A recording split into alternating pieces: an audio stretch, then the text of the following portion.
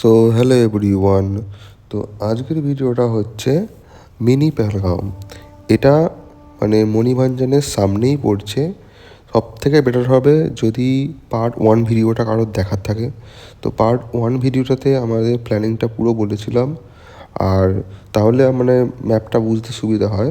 তো এবারে এখন যেটা আমি চাচ্ছি, মণিভঞ্জন থেকে বেরিয়ে দার্জিলিং যাওয়ার দিকের পথে এইটা পড়বে, বাট মণিভঞ্জন থেকে খুবই সামনে, বাট 5-10 মিনিট বাইক চালালেই এটা পাওয়া যাবে। তো এই জায়গাটার নাম হলো মিনি পেহেলগাঁও। চলুন দেখা জায়গাটা কেমন।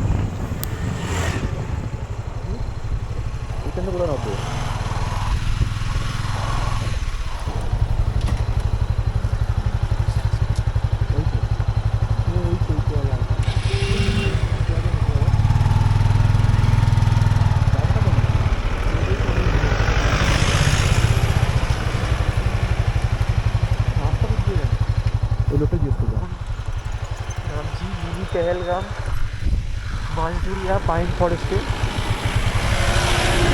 खूबी स्टीप रास्ता नीचे दिखे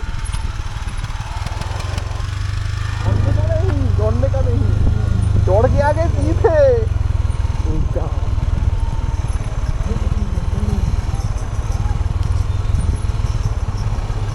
কোনটা এই দিকটা?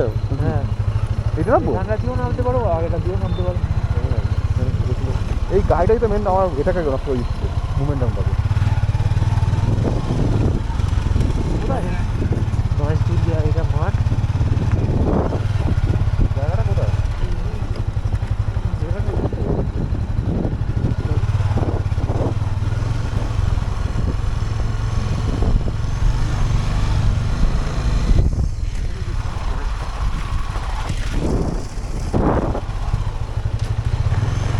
अरे यहाँ पर मिनी पहलगांव कहाँ जाएंगे? हाँ वो फॉरेस्ट का जो हाँ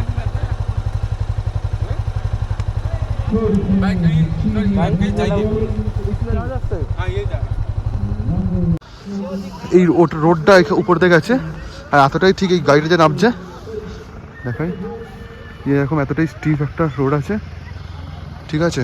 এখান থেকে নেবে, এখানে মাঠ আছে, খেলা হচ্ছে, আর আমরা এই সাইড দিয়ে ধরে ওই পাইন ফরেস্টের দিকে যাচ্ছি। এই সাইডে যাবো, দেখি কি আছে।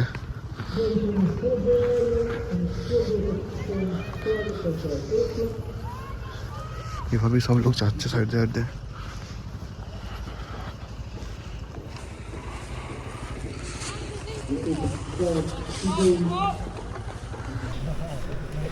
আমরা চলে এসেছি মিনি পেহেলগামে, বাঁশদুরিয়া পাইন ফরেস্টে। ইন্ডিয়া ভার্সেস নেপালের খেলা হচ্ছে এখানে, দেখে নিন। আর এই হচ্ছে পাইন ফরেস্ট, এই কে মিনি পেহেলগাম।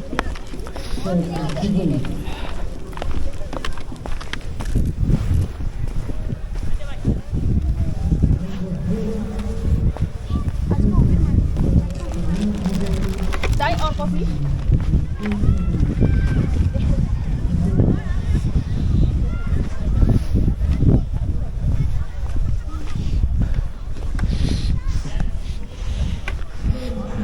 বনের মাঝে উপত্যকা মতন, এখানে অবশ্য লোক এসছে ভালোই, কারণ এই জায়গাটি তো এখন লোক জেনেছে।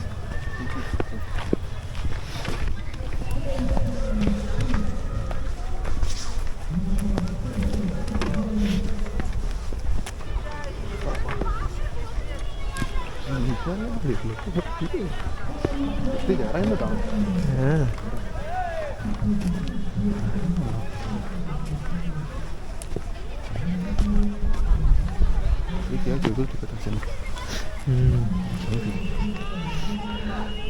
এখানে আমাদের ঋত্বিক রোশনও রয়েছে, দেখে নিন।